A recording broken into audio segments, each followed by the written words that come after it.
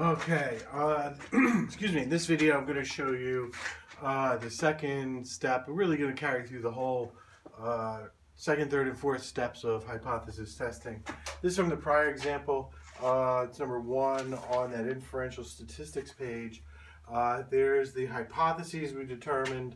If there's no difference, no memory impairment for marijuana smokers, their population mean, the unknown mean, will also be 75.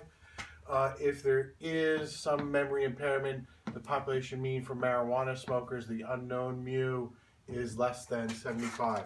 So here what I want to do is set up the rejection region.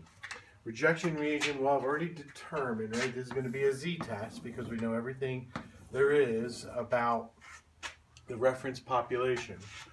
So here's a z-score. I know it has 0 in the middle. 0 is the z-score for mean. So I'm going to sketch that out to help me think of it. Now, 2 things for a rejection region. 1, we got to pay attention to the sign. The sign is a less than. That tells me the things that are going to lead me to reject the null hypothesis are going to be over there in the lower tail, less than 0. The other thing for this problem is the level of significance. And let's make the level of significance 0.05. So I want the z-score that marks off 0.05 in the lower tail. And that z-score is negative 1.65. There's a chart in the Top Hat textbook that has that, and we talked about it in the class. So, to put this into words, I'm going to say I'm going to reject the null hypothesis if what? If I get an outcome in the rejection region. If the z obtained, the obtained value of z, is less than or equal to negative 1.65, right? That in words is that in pictures. They're the same thing. So the rejection region relies on the sign from the alternative and the level of significance. The third step of hypothesis testing, this is what's going to change as we go through different tests.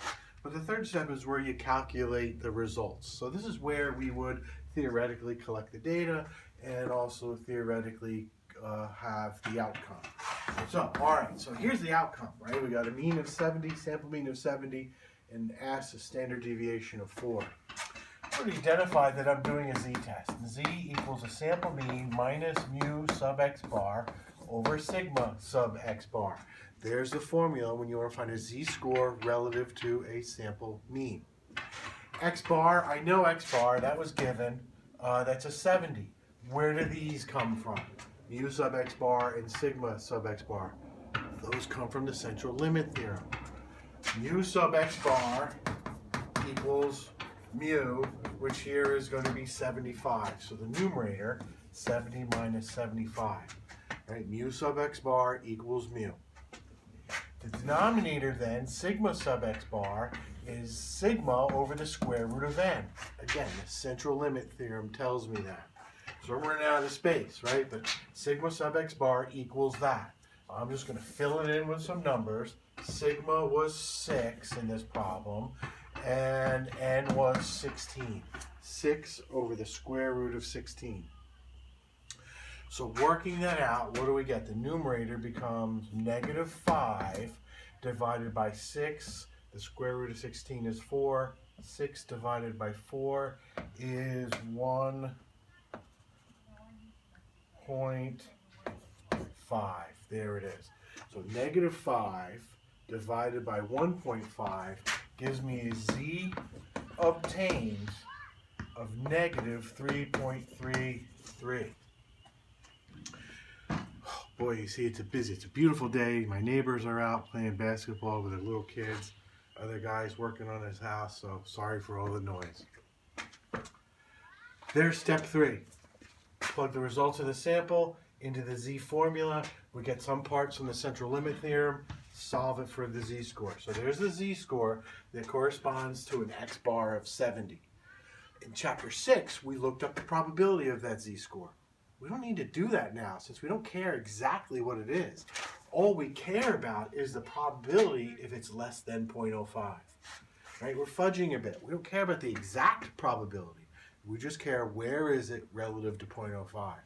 So we ask, is it in the rejection region? All right, so the fourth step of hypothesis testing is the decision and then the conclusion. The decision, right, take the results of step 3, map it back onto the second step. Where's a negative 3.33 on my z-score? Is it in the rejection region or is it not? It is indeed. Right here it is. It's in the rejection region. It's going to be somewhere down there. So here, right, I'm going to reject the null hypothesis if z obtained is less than negative 1.65. That's true. So my decision is to reject the null hypothesis. Right, we're rejecting the null hypothesis. That decision leads to a conclusion. Whenever we reject the null hypothesis, I don't have room to write this out, but I'll say it. Right, we have evidence for the alternative. When you reject the null hypothesis, you're saying the outcome we got says that this isn't likely anymore. It doesn't seem to describe things anymore. So then we have evidence for the alternative. We have evidence that the population mean for people who smoke marijuana on this memory test is less than 75. We have evidence that marijuana leads to memory impairment. Both of those are putting this back into words. So whenever you reject the null hypothesis, you can start out, we have evidence. And then put H1 into words.